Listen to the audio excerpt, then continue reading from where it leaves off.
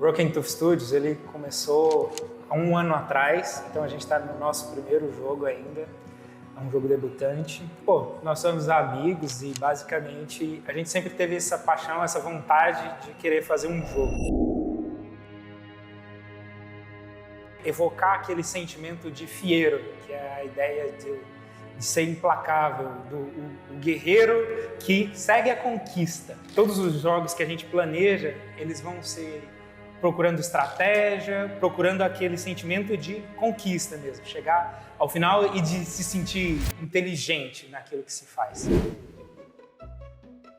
O nome vem de uma experiência que eu resolvi ressignificar. Eu estava numa festa de faculdade e basicamente a história final é que alguém caiu e quebrou o dente. Não vamos dizer quem, né? Mas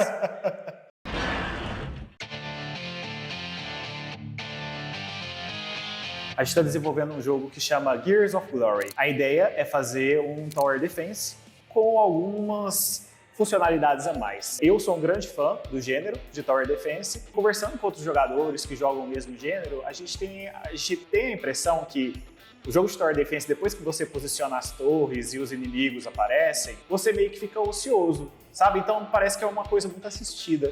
Então a gente queria tentar criar um jogo onde que o jogador estivesse inserido no cenário. É que ele teria que trabalhar junto com as torres para ter essa jogabilidade dinâmica, de ele poder tanto estrategizar, né, a forma que ele vai posicionar as defesas dele, como ser uma própria defesa. Então é um jogo de Tower Defense onde você controla um carro. Esse nosso jogo acontece no cenário pós-apocalíptico, onde que a inteligência artificial dominou o mundo com robôs, bem parecido com o que a gente tem hoje. E os seres humanos estão tentando revidar o controle das máquinas depois que eles descobriram como utilizar as Gears, que são pedaços de máquina muito poderosos que a gente pode utilizar para criar torres, né, e defender a humanidade. A gente tem algumas boas referências, né, de jogos de Tower Defense que a gente já acompanhou. Eu sou um fã muito grande de Gamecraft, que é um Tower Defense que é feito por um único desenvolvedor, né, que vem desde a época do Flash. Tem algumas referências de Ratos Motoqueiros de Marte, do Super Nintendo, Rock'n'Roll Racing. Então a gente queria trazer um pouco dessa jogabilidade de 16 bits do Super Nintendo.